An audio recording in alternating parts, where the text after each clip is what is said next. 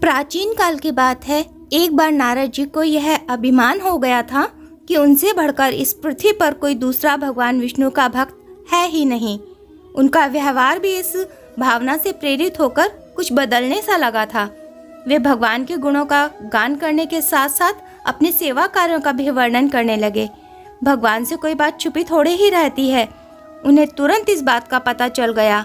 वे अपने भक्त का पतन भला कैसे देख सकते थे, इसलिए उन्होंने नारद को इस दुष्प्रवृत्ति से बचाने का निर्णय किया। एक दिन नारद जी और भगवान विष्णु साथ साथ वन में जा रहे थे।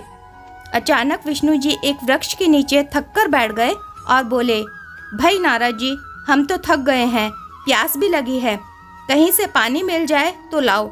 हमसे तो प्यास के मारे चला नहीं जा रहा, हमारा गला सूख रहा है। यह सुनकर नारद जी तुरंत सावधान हो गए। उनके होते हुए भगवान भला प्यासे रहें? वे बोले, भगवान अभी लाया, आप थोड़ी देर प्रतीक्षा करें। नारद जी ने एक और दौड़ लगा दी। उनके जाते ही भगवान मुस्कुराए और अपनी माया को नारद जी को सत्य के मार्ग पर लाने का आदेश दिया। माया तुरंत शुरू हो गई। नारद जी थोड़ी ही दूर गए होंगे कि उन्हें एक गांव दिखाई पड़ा, जिसके बाहर कुएं पर कुछ युवा स्त्रियां पानी भर रही थीं। कुएं के पास जब वे पहुंचे तो एक कन्या को देखकर अपनी सुध-बुध खो बैठे, बस उसे निहारते ही चले गए। वह यह भी भूल गए कि भगवान के लिए पानी लेने आए हैं। कन्या भी नारद जी की भावना तुरंत ही समझ गई। वह जल्दी जल्दी जल से घड़ा भरकर अपनी सहेलियों को पीछे छोड़कर घर की ओर लपकी। नारद जी भी उसके पीछे पीछे हो लिए। कन्या तो घर के अंदर चली गई, लेकिन नारद जी ने द्वार पर खड़े होकर नारायण नारायण का अलग जगा दिया। गृह स्वामी नारायण का नाम सुनकर बाहर आया। उसने नारद जी को तुरंत पहचान लिया। अत्यंत विनम्रता और आदर के साथ वह नारद जी को घर के अंदर ले गया और उनके हाथ पैर धोकर स्वच्छ आसन पर बिठाया तथा उनकी सेवा सत्कार में कोई कमी नहीं छोड़ी। उनके आगमन से अपने को धन्य बताते हुए गृह स्वामी ने अपने योग्य सेवा के लिए आग्रह किया। नारद जी बोले, आपके घर में जो आपकी कन्या जल का घड़ा लेकर अभी अभी आई है, मैं उसके साथ विवाह करना चाहता हूँ। नारद जी की यह बात सुनकर गृह स्वामी एकदम चकित रह गया, लेकिन उसे प्रसन्नता भी हुई कि मेरी कन्या एक ऐसे महान योगी तथा संत के पास जाएगी। उसने स्वीकृति प्रदान कर दी और नारद जी को अपने ही घर में रख लिया। 2-4 दिन पश्चात शुभ मुहूर्त में उसने अपनी कन्या का विवाह नारद जी के साथ कर दिया तथा उन्हें गांव में ही उतनी धरती का टुकड़ा दे दिया जिससे खेती करके वे आराम से अपना और अपने परिवार का पेट भर सकें। अब नारद जी की वीणा एक खूंटी पर टंगी रहती थी, जिसकी तरफ उनका ध्यान बहुत ही कम जाता था। अपनी पत्नी के आगे वे नारायण को बिल्कुल भूल गए। दिन भर खेती में लगे रहते, कभी हल चलाते, कभी पानी देते, कभी बीज बोते तो कभी निड़ाई गुड़ाई करते। जैसे जैसे पौधे बढ़ते, उनकी प्रसन्नता का पारावार न रहता। फसलें हर वर्ष पकती कटती, अनाज से उनके कोठार भरे रहते थे। नारद जी गांव के एक संपन्न किसान माने जाने लगे।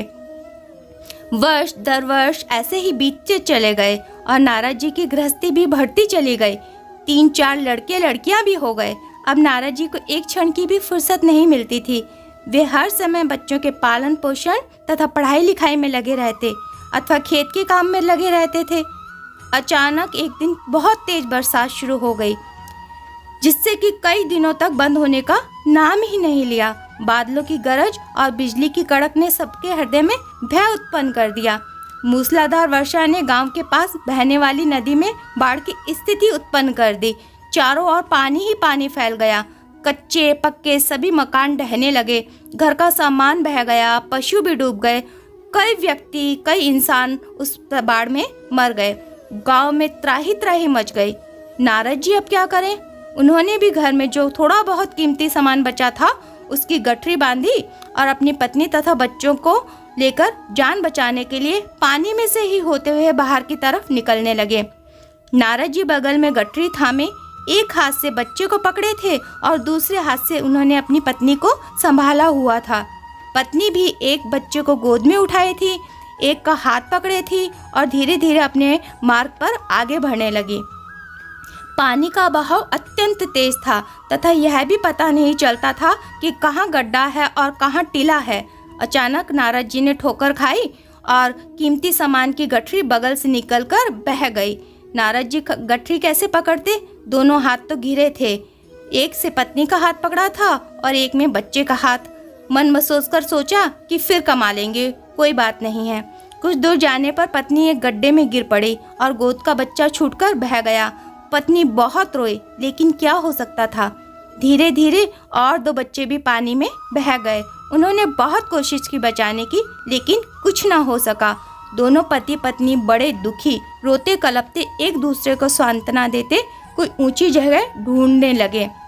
एक जगह आगे चलकर दोनों एक गड्ढे में समा गए। नारद जी तो किसी प्रकार गड्ढे में से निकल आए, परंतु उनकी पत्नी का कहीं पता नहीं चल रहा था। बहुत देर तक नारद जी ने उसे इधर उधर दूर दूर तक ढूंढते रहे, लेकिन वह नहीं मिली। रोते रोते नारद जी का बुरा हाल हो गया। हृदय पत्नी और बच्चों को याद करके फटा जा रहा था। उनकी तो सारी गृहस्थी ही उजड़ गई थी। बेचारे क्या करें, किसे कोसें, अपने भाग्य को या भगवान को। भगवान का ध्यान आते ही नारद जी के मस्तिष्क में प्रकाश फैल गया और पुरानी सारी बातें उन्हें याद हो आईं। वे किस लिए आए थे और वे कहाँ पर आके अटक गए? ओहो, भगवान विष्णु तो उनकी प्रतीक्षा कर रहे होंगे। वे तो उनके लिए जल लेने आए थे और यहाँ गृहस्थी बरसाकर ही बैठ गए। वर्षों बीत गए होंगे गृहस्थी को बसने में और फिर सब नष्ट हो गया। क्या भगवान अब भी मेरी प्रतीक्षा उसी वृक्ष के नीचे बैठकर कर रहे होंगे? यह सोचते ही बाण नदारद हो गई। गांव अंतर्ध्यान हो गया। वे तो घने वन में खड़े थे। नारद जी पछताते और शर्माते हुए दौड़े। देखा तो कुछ ही दूर पर उसी वृक्ष के नीचे भगवान लेटे हुए हैं। नारद जी को देखते ही उठ बैठे और बोले, अरे भाई नारद, कहाँ चले गए थे? बड़ी देर लगा दी, पानी लाए या नहीं? नारद जी भगवान के चरण पकड़कर बैठ गए और लगे अश्रु बहाने में। उनके मुंह से एक बोल भी नहीं फूटा। भगवान मुस्कुराए और बोले, तुम अभी ही तो गए थे, कुछ अधिक देर थोड़े ही हुई है। लेकिन नारद जी को लगा जैसे वर्षों बीत गए हैं। अब उनके समझ में आया यह सब भगवान की माया थी, जो उनके अभिमान को चूर चूर करने के लिए ही पैदा हुई थी। वे सोचने लगे, उन्हें बड़ा घमंड था कि उनसे बढ़कर त्रिलोक में दूसरा कोई भक्त है ही नहीं। लेकिन एक स्त्री को देखकर वे भगवान को भूल गए। उनको पछतावा होने लगा और उनका घमंड जरा सी देर में ही ढेर हो गया। पुनः सरलता और विनय के साथ भगवान के गुणगान करने लगे। तो दोस्तों, अगर आपको ये कहानी पसंद आई हो तो कहानी को लाइक करें, शेयर करें और ऐसी ही अन्य कहानियों को सुनने के लिए मेरे चैनल को सब्सक्राइब करना बिल्कुल भी ना भूलें। धन्यवाद दोस्तों। जय श्री कृष्ण दोस्तों।